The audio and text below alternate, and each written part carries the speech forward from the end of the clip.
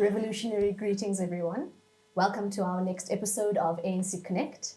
Today I'm very excited. We've got an incredible guest with us.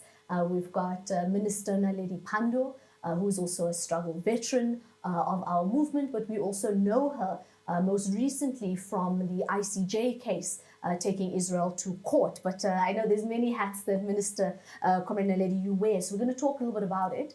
But what a wonderful episode, and what a wonderful way to look back on Africa Day, to look back on all these different foreign policy discussions.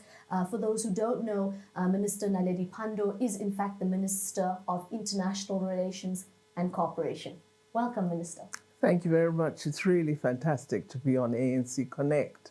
I think it's a fantastic venue and space for sharing thoughts about South Africa, about Africa, the world, and the African National Congress. Of course, Africa Day is an extremely important calendar day for us as members of the African community, and it's wonderful that in South Africa we've developed the habit of celebrating Africa Day immensely and ensuring that everybody marks the importance of the Organization of African Unity and now the African Union, our organization on the continent.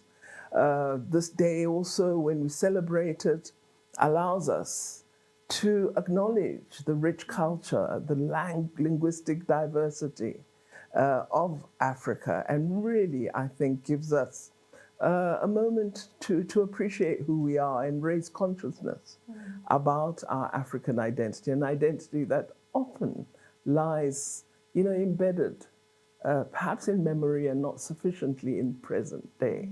I think that's incredible. One of the things I liked that you mentioned is we make an active, intentional process of acknowledging Africa Day. In fact, it's something that would have ordinarily just passed by the wayside. So this concept that the president, that the ANC-led government continues to acknowledge it, but also remember, it's this idea that the ANC, not only South Africa, but particularly the ANC, is a leader on the continent, and a leader, I would say, also of the African diaspora in the world. And that brings me to my next conversation that I would love to have with you. 30 years on, but it's also 30 years of foreign policy in South Africa. And I think that conversation's often missed. We focus a lot on the local issues, as we should, but there's an incredibly rich history of these 30 years. Thoughts, comments on the last 30 years of foreign policy? Well, I think that everybody should know that the African National Congress has always been internationalist in character, in its relationship. We've never been de-linked from the world. And in fact, many of the positions that we adopt as our foreign policy derive from this international link. Our leaders are the ones who, to a great degree, gave content to the concept of international solidarity, because they are the ones who persuaded the world that the struggle against apartheid is a struggle all humanity should be involved in, hence having an international anti-apartheid movement as one of the largest international solidarity campaigns in the world, and perhaps the most impactful. We look today to establishing the same kind of movement in response to the troubled status of the people of Palestine. And if we can act as Oliver Tambo, Walter Sisulu, and many, many of our leaders did, we will help and succeed in achieving freedom for the people of Palestine. And I think when we look back on those 30 years, you're quite right. We've always been internationalist in our approach. And one of the things that people often forget is that the ANC plays a fundamental role in terms of diplomatic negotiations. I know we give a lot of support, we give a lot of advice, and people don't know that South Africa plays this sort of moral not high ground, but moral role in the world stage. Maybe you could talk to us a little bit about that. Well, firstly, let me say that many people don't know that Oliver Tambo and other leaders were present in the hall in Egypt, in Ethiopia, when the Organization of African Unity was established. And they were not members of government at the time. They were part of the liberation movement.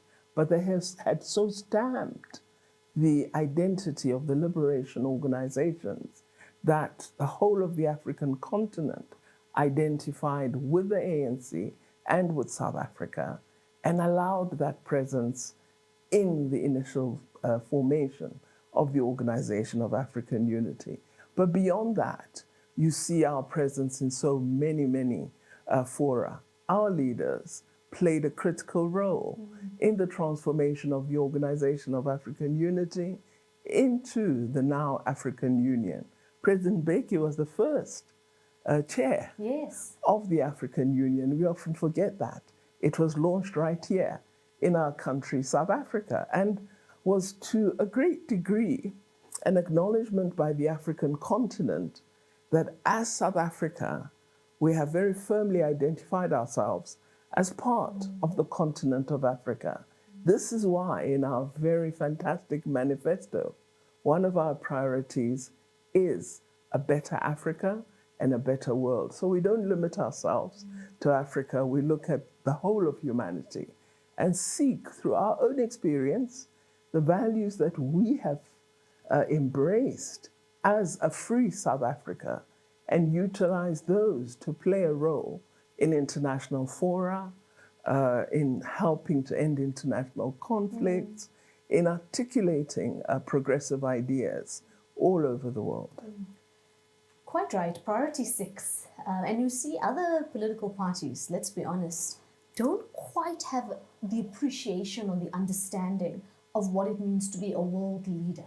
And I think that's one of the things that sets the ANC apart. You spoke to it. I mean, having our senior leaders who were not, like you said, they were not government ministers, they were not presidents, but they were fundamental to the formation of really the backdrop of what we find the African Union now.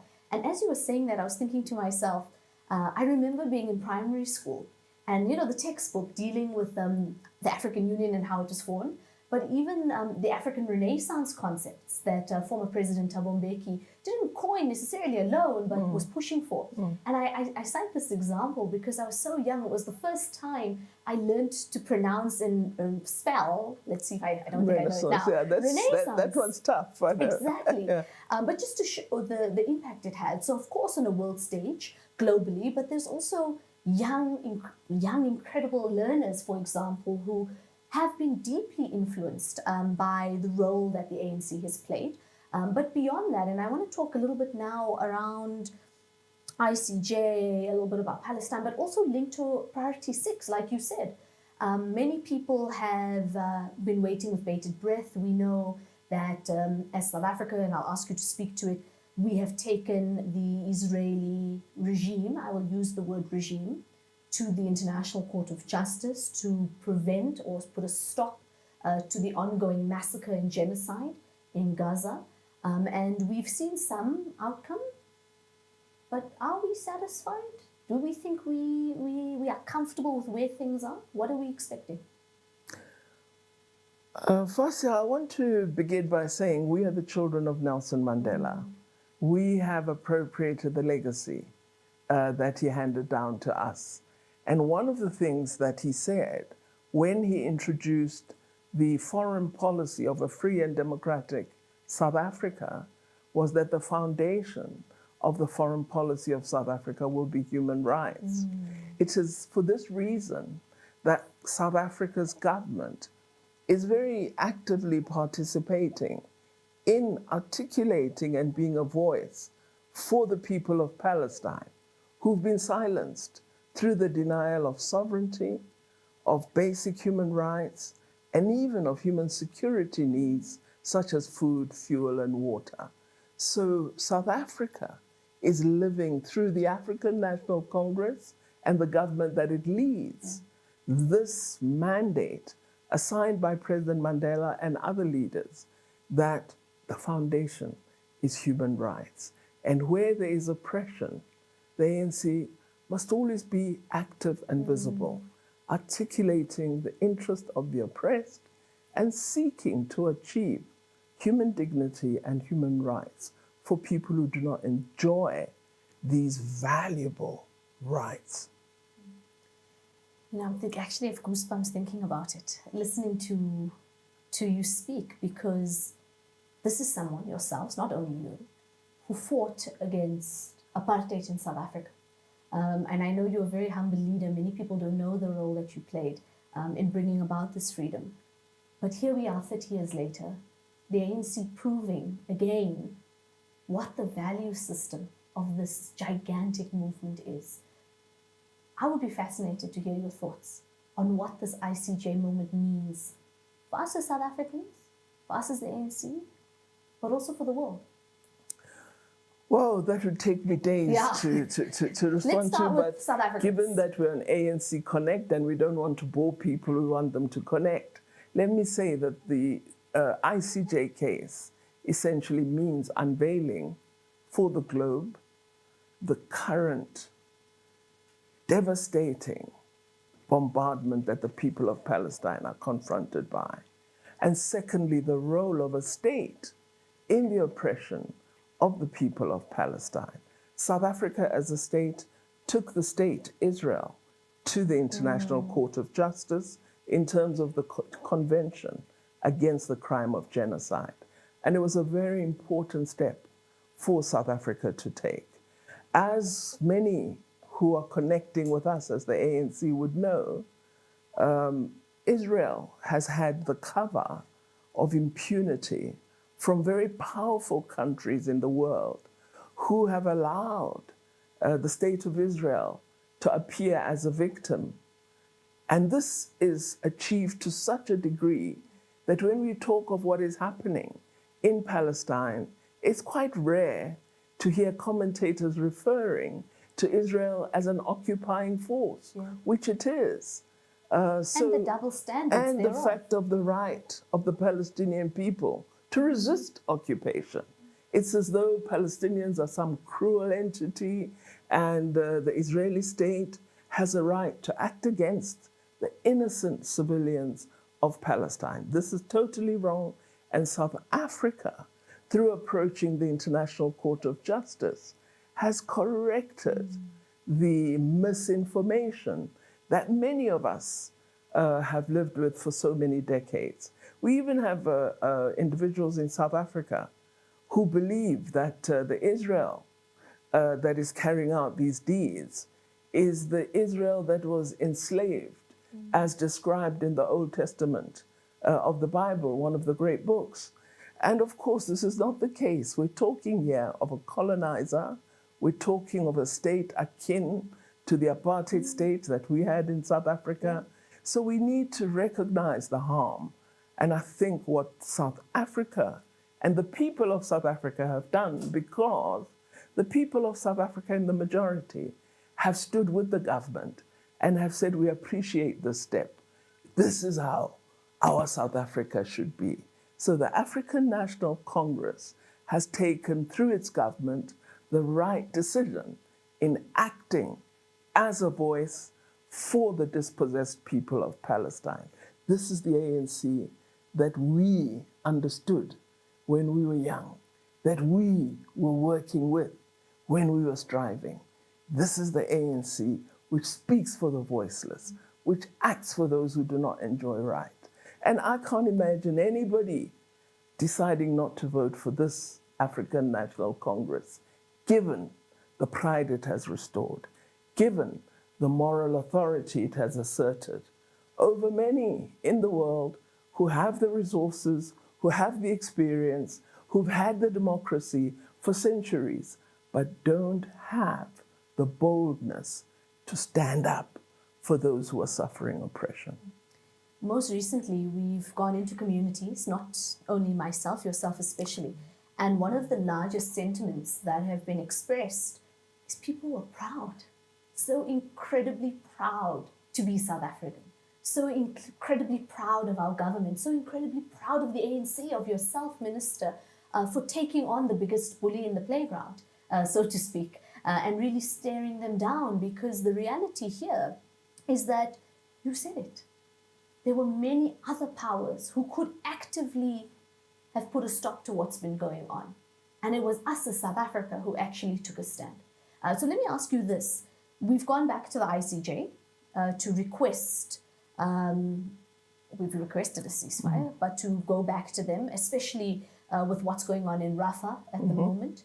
I know we don't know what the court's necessarily going to say and all of that stuff, but thoughts on going back? What are we expecting? Well, you'd asked me earlier and I didn't answer it. Are we satisfied? Yeah. I don't think we expected that there would be satisfaction, but I believe what we've achieved is extremely important. As I say, firstly, Israel, the state, is naked to the world in its cruelty and the harm it's causing. This is very, very important. The second point is that we are building a weighty body of evidence that indicates our allegation that genocide is underway is looking strongly very, very true. When you talk of starvation, when you talk of denial of access to basic human needs, when you talk of hospitals being destroyed, all universities bombed, 300 schools bombed, this evidence indicates elimination of a human group is underway. So the case of the ICJ allows us to build a very, very important body of evidence as we approach the key moment when the merits of the case will be heard by the court and where many other countries will join South Africa in providing evidence as to the allegation of genocide. Yeah, and that's a good point, Minister. And I think many people don't know this. We are yet to present the substantive reasoning, which we know of a genocide and a mass ethnic cleansing.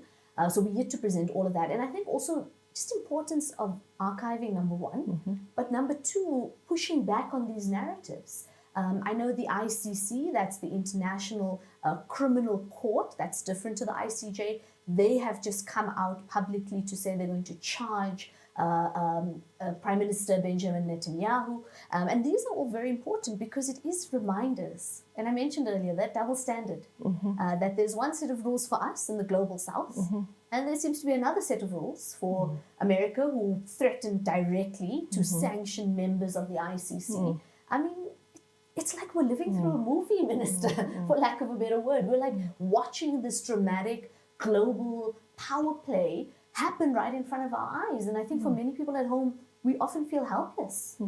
Well, as South Africa and African National Congress, we believe in a multilateral world. We've always rejected unipolar approaches. What does that mean to the globe? For people that at home one powerful country or two or three believe they are the ones who must direct how the world and its affairs are conducted. We believe that in the United Nations, we have a body in which, as member states, we are represented, and democratic decision-making should take place there, and issues of war crimes and other abuses of international law should be decided in the UN institutions established for that purpose. The ICJ deals with matters that are state to state. The International Criminal Court prosecutes individuals who have committed war crimes. And what has been put to the ICC is the individuals and the accusations against them about the war crimes that they have allowed to be perpetrated, instructions to soldiers. I'm so glad the African National Congress, when it was writing our new constitution, of course, along with other parties in Parliament, it was our organization that led in the content primarily of the Bill of Rights and other aspects of the Constitution. And one of them in our chapter on the Defense Force is that we cannot give the army an illegal instruction to act inhumanely against others because a conflict is underway. In Israel, we know that Israeli leaders have been given instructions to their soldiers, which are clear breaches of international human rights law and international humanitarian law. And that's been very clear, right? We've seen the different ministers calling Gazans animals, this complete dehumanization. And what I found fascinating, in fact, not entertaining, but fascinating, is when we took our case to the ICJ and we presented evidence like, no, where did we say that? And they were like, yeah, There you go, Minister said it live. Even the judges quoted. Yeah, live on national, international television. Exactly. So they themselves have dug themselves, I think, into a very deep grave, but also because of this idea of impunity. And I'm gonna come to it in a moment. But I want to just add or clarify something for our listeners at home. There is sometimes this misconception that Israel in its current form is the same as biblical Israel. And I think it's important for us to clarify that the creation of the state of Israel as we know it now was a decision of a colonizing power, the British. The British, indeed. And in reality, what happened after the Holocaust, and we condemn the Holocaust in its complete form, Absolutely. and we very clearly do. What happened was they almost shopped around for a place to create the state of Israel. Exactly. And the British, who did not have, this is case textbook stuff, they went into a space, they colonized it, and they said, we'll give it to a completely different group of people. There was no work done in terms of integration, in terms of understanding how the people interact with each other, etc., etc. And I think it's so important because misinformation can literally kill people. It can kill innocence because these sorts of misconceptions are used to justify the mass killing of even Christians. I mean, people think that this is a religious thing. It's not. It's a human rights issue. So I thought I wanted to clarify that. Absolutely correct. Yeah. And while we're commenting on that, I don't know if our viewers know that right now in FIFA, and it's related, there was a FIFA Congress. And I don't know, Minister, if you want to take us through what happened there, because there's basically a push for the exclusion of Israel in the whole FIFA Federation. Well, one of the things I often say to our South African community when we have public meetings is that we shouldn't believe our freedom is just for us. Yes. Everyone must enjoy freedom just as we are enjoying it. So I say to them, they should remember the sports boycotts that we called for and that countries agreed to impose.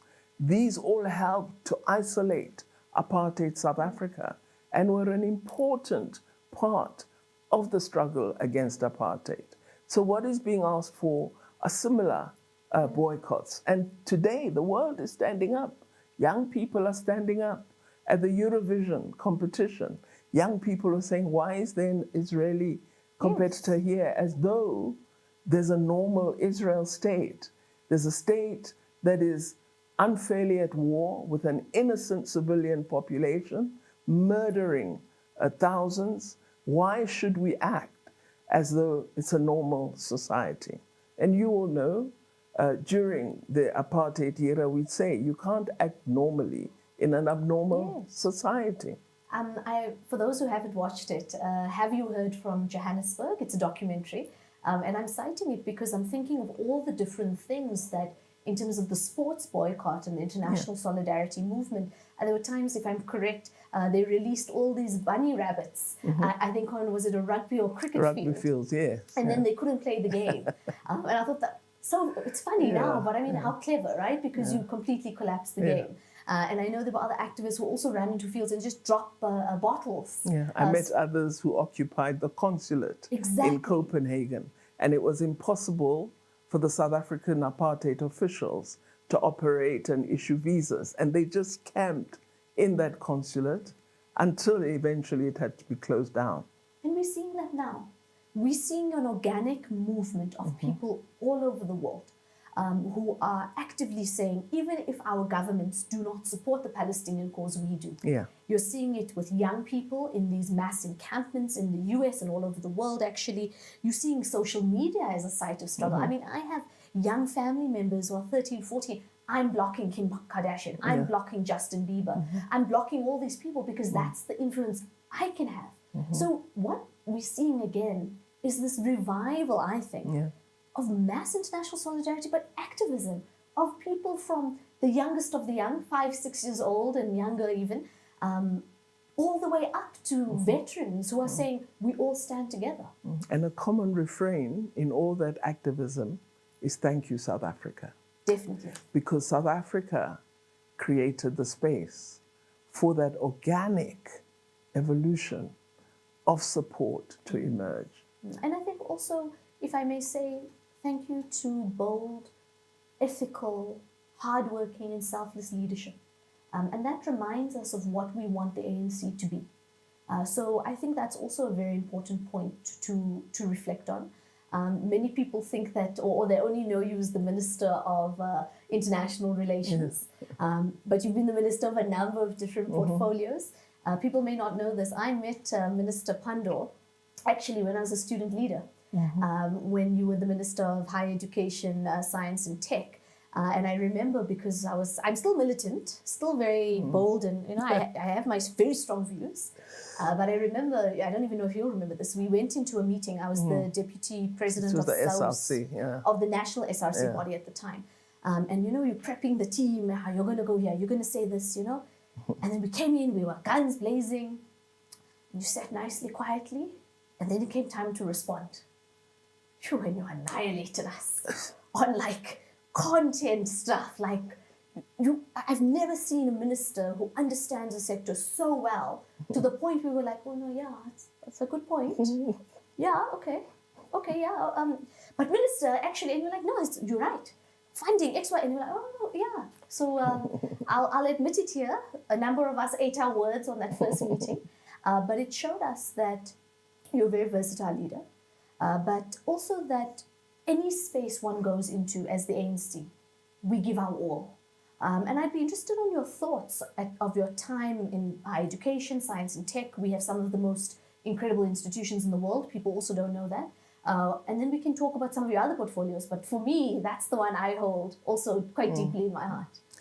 Well, let me say, if you become a member of the African National Congress and you stay in the organization for some time, if you ever wish to exit it, I'm sure you exit with a great deal of learning. It's a brilliant organization for learning. Because of its broad character, you meet so many people. There is so much documentation, so much written. So there's a whole literature that one can draw on and learn from. And I think for me, this is a very empowering organization. And it's something we don't often mention, that if you are in the ANC, it's a good thing to be a reader. It's a good thing to be a thinker. It's a good thing to work hard, because that is what is expected of you. And that's the culture of the organization. Absolutely. Because people see a particular perception.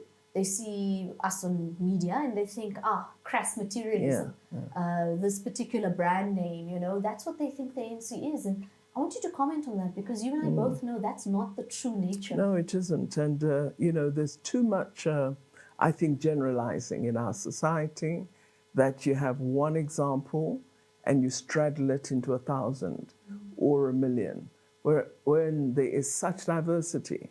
I've seen, for example, through the science and technology portfolio, that our country has such incredible talent.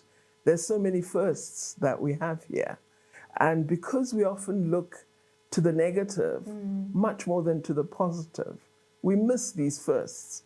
We miss these accomplishments. I asked in Parliament why Mr. Steenhuisen thought Tinswalo was a factory worker, why he didn't think that she was that engineer who is leading the Port Authority, or why he didn't imagine that she's Professor Nyokong, who is a top scientist at Rhodes University, or why he didn't imagine that she's the Vice Chancellor of Nelson Mandela University, who is female, or why he didn't imagine Tinswalo is Mampela Rampela. Why did he limit it to a factory worker? Again, you look at the negative, you're not looking at the accomplishments. Guys, can you see what why the we love the ANC minister? has done Already is telling we John have Steenhuisen transformed our society fundamentally in ways that many people don't wish to acknowledge. The ANC has created a very different South Africa, a much better South Africa. And the reason we must elect President Cyril Ramaphosa to continue this transformation is we're on a journey and we don't want to interrupt it. And coalition will interrupt because you'll have to support, agree to different ideologies. You won't be able to make decisions. So we need a decisive outcome, a clear outcome, and we want to continue on the path of change and transformation. I'm sure everyone can see why we love you, Minister, why the country loves you, why the world loves you. Before we get closer to closure, I want to actually ask you a question, not necessarily related to foreign affairs, but I think it's important because one of the concerns on all of our communities' minds, I think everybody has a deep love deeply for the ANC. We're angry with the ANC, we're angry with all the different things going on, and the biggest reason for that actually is corruption. So I'd be keen, Minister, what's your message to people in society who are saying, we can't trust the ANC. We cannot give them another chance for the next 30 years. Corruption, lack of capacity, they think catered deployment, all these, they think so negatively. What's your message to those people? The reason I will vote for President Ramaphosa is because he has acted against corruption and is determined to do so. He has the courage to fight a very, very difficult scourge. And I will support him to continue that fight. It's one of the few leaders who have said, I'm taking this on right into court. I will ensure that we renew the ANC, that we get rid of the bad apples, that we get in people who really will be committed to empowering our communities, to transforming our nation. I like that boldness, I like that courage, and I like that attention to something that can become a cancer and that can destroy a society. I think that's very clear, Minister. For those at home, you may not know this. There have been 245 SIU investigations, and 42% of those investigations have been under President Ramaphosa's administration. Right. So for those who think that we're not acting on corruption, here we have a minister who embodies everything that the ANC stands for, Minister. And I know you're very humble, but it's important for people to see and to understand that there is a moral capacity in the ANC, that there's an intergenerational discussion. One of the things that I think people really love when you and I talk is, as a young woman, and people would have seen this, just absorbing, like feeling like a sponge. I'm absorbing from you too. Your energy is incredible. Of all that information, and just wanting to be better leaders, and not for ourselves, but for the 60 million people who are at home, who deserve the kind of leadership that you've given us. So for those at home, let's take this message from Minister Pandor. The ANC is an incredible organization. We have challenges. We've been open and honest about those challenges. We have our solutions in mind. But more importantly, the ANC is the only organization that can take this country forward in a non-racial, non-sexist, fair and democratic society. So the ANC is worth saving. And that has an independent and progressive foreign policy. Very important point that we should always make, that we are the organization that in its manifesto has described something that no other party has described as our foreign policy. Most of them are silent on this question. Most of them haven't even thought about the position of the South African government on these different foreign policy issues. Some of their statements are scary, actually, because they support oppression of others and do not support freedom, do not believe everybody deserves human rights and human dignity. I would really hate to elect a party that supports a state that bombards, that bombs universities, that bombs hospitals, over 300 schools, that bombs and kills doctors, surgeons, nurses.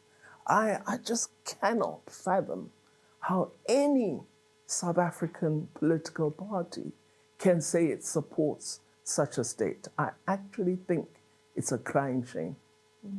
Minister, any closing remarks? Vote ANC. Clear. I think we have our mandate. On the 29th of May, ballot 1, ballot 2, ballot 3. Vote ANC. We want to deliver the minister to come back into the international relations portfolio. We want to see through the ICJ case. But more importantly, we're committed to a better South Africa. And we as the ANC will be at the forefront of not only building a better life for all, but doing it as a fundamental community that is non-racial, non-sexist, fair and equal. Thank you so much for joining us on this ANC Connect podcast. It's not the last time we're going to have you here, Minister. We're going to come back after elections when you are the minister again. And then, yes, we're calling it. You're going to be the minister again after the 29th of May. And then we're going to come back and we're going to say, right, what are we planning to do now for the 7th administration? What are the kind of foreign policy positions? And then perhaps we can even go to young people. I would love this. Let's hear their thoughts on what they think the world looks like. Because there's a really great future that we have in front of us. Absolutely. Thank you very much.